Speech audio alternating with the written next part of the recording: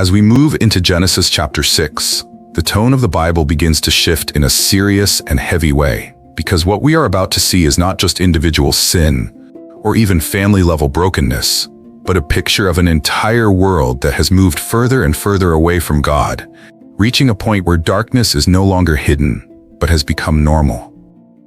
Genesis 6:1 begins by saying, "When man began to multiply on the face of the land, and daughters were born to them." And this reminds us that humanity is growing, spreading, and filling the earth just as God commanded. But growth in numbers does not always mean growth in righteousness. Then verse 2 says something that has caused many questions over time, because it says, "The sons of God saw that the daughters of man were attractive, and they took as their wives any they chose." And while there are different interpretations of this passage, the key point is clear. Boundaries are being ignored, desires are being followed without restraint, and people are beginning to live according to what they want, not according to what God has said. This is a picture of a world where people choose desire over obedience, a world where what looks good becomes more important than what is right. Then in verse 3, God responds by saying, "My spirit shall not abide in man forever, for he is flesh. His days shall be 120 years, which shows us that God is not indifferent to what is happening, but is aware, patient, and also setting limits, because sin does not go on forever without consequence. Verse 4 then mentions the Nephilim, described as mighty men of old, men of renown, and while much discussion surrounds who they were, the main point remains that the world is becoming filled with power, influence, and reputation, but not necessarily righteousness. This is important because a society can become strong, famous, and influential, and still be far from God. Then we reach one of the most important and heartbreaking verses in this section. Genesis 6 verse 5 says, "The Lord saw that the wickedness of man was great in the earth, and that every intention of the thoughts of his heart was only evil continually." Let that sink in. Not just actions, thoughts, not just sometimes, continually. This is total corruption. This is a world where sin is not occasional, but constant, where evil is not hidden, but normal, where hearts are not turning toward God, but away from Him. Then verse 6 says something very deep and emotional. "And the Lord regretted that He had made man on the earth, and it grieved Him to His heart."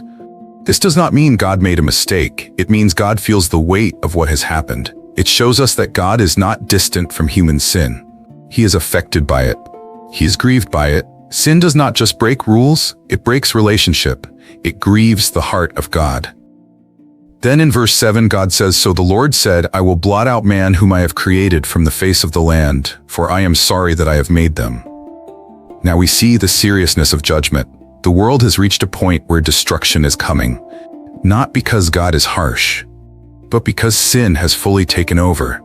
But then, in the middle of all this darkness, we see one of the most important words in the Bible.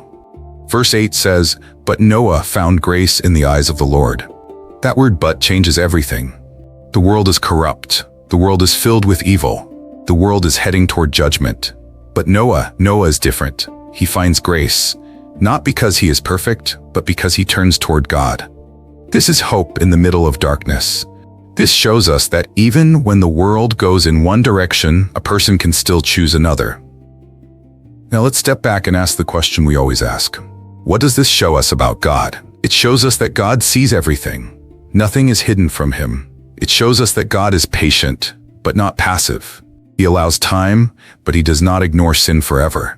It shows us that God is grieved by sin. He is not disconnected from what happens in the world. And it shows us that God gives grace. Even when judgment is coming, grace is still available. Now what does this show us about us?